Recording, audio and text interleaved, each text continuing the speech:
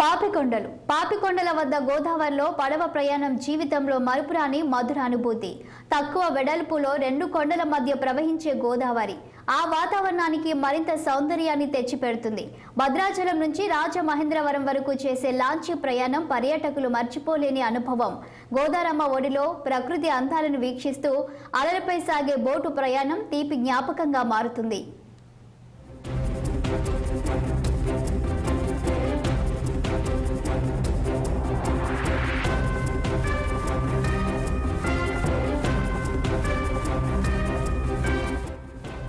మధ్య గోదావరి నది ప్రవాహం ఆహ్లాదభరితంగా సాగుతుంది. సూర్యోదయం, సూర్యాస్తమయం సమయాల్లో పాపికొండల అందాలు వర్ణించలేనంత ముచ్చట గొలుపుతాయి. ఈ ప్రాంతంలో సాధారణంగా చెట్లు ఆకు రాల్చవు. ఇది అత్యంత ప్రశాంతమైన, సుందరమైన, రమణీయమైన, ఆహ్లాదకరమైన ప్రదేశంగా చెప్పుకోవచ్చు. ఇక్కడి కొండలు, జలపాతాలు, గ్రామీణ వాతావరణం కారణంగా ఈ ప్రాంతాన్ని ఆంధ్ర కాశ్మీరం అని కూడా పిలుస్తారు.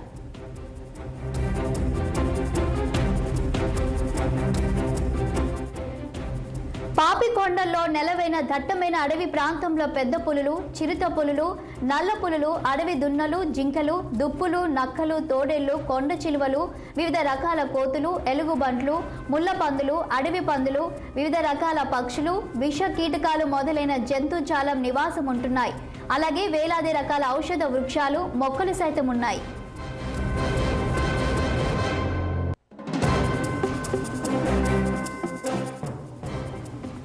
పాపికొండలను మొదటిసారి చూసినప్పుడు ప్రకృతి కళను మించినది అనిన షేక్స్పియర్ మాటలు గుర్తుకొస్తాయి. గోదావరి నది యొక్క నిజమైన అందం పాపికొండలు మధ్యలో ఉంది. పాపికొండల వైపుకు ప్రయాణిస్తున్నప్పుడు కవులు తమ పదాలలో, చిత్రకారులు తమ గీతాలలో బంధించలేని మరొక ప్రపంచంలోకి మనం ప్రయాణిస్తున్నట్లు అనుభూతి కలుగుతుంది. ఇది అనుభవించాల్సిందే.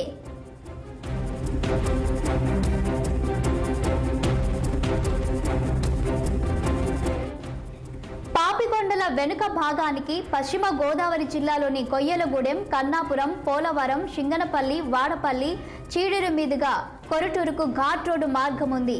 పాపికొండల విహారయాత్ర పశ్చిమ గోదావరి జిల్లాలోని పట్టిసీమ ద్వీపం నుంచి మొదలవుతుంది. అక్కడి నుంచి పోలవరం, గొందూరు, సిరివాక, కొల్లూరు, పేరంటాలపల్లి మీదుగా సాగుతుంది.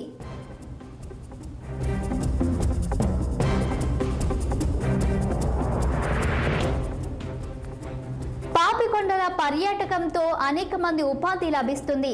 టికెట్ కౌంటర్లలో పనిచేసే వర్కర్లు, లాడ్జీల నిర్వాహకులు, మార్గం మధ్యలోని కూనవరం, విఆర్పురం మండలాల్లోని హోటళ్లు, ఇతర వ్యాపారాలతో ఎక్కువ మంది ఉపాధి పొందుతున్నారు.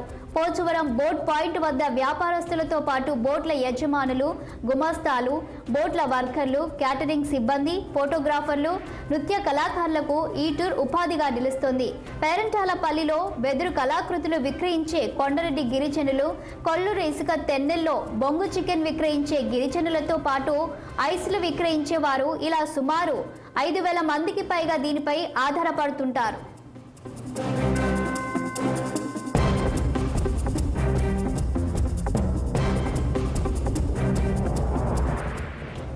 దేవీపట్నం పాపికొండల ప్రకృతి అందాలను తిలకించడానికి పర్యాటకుల రద్దీ కొనసాగుతుంది.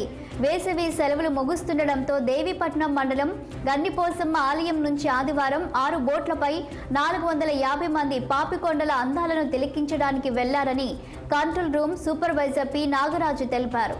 తనిఖీలు అనంతరం బోట్లకు అనుమతులిచ్చామన్నారు. గన్నిపోషమ్మ ఆలయానికి చేరుకున్న వీరంతా అమ్మవారి దర్శనం అనంతరం విహారయాత్రకు బయలుదేరి వెళ్లారు.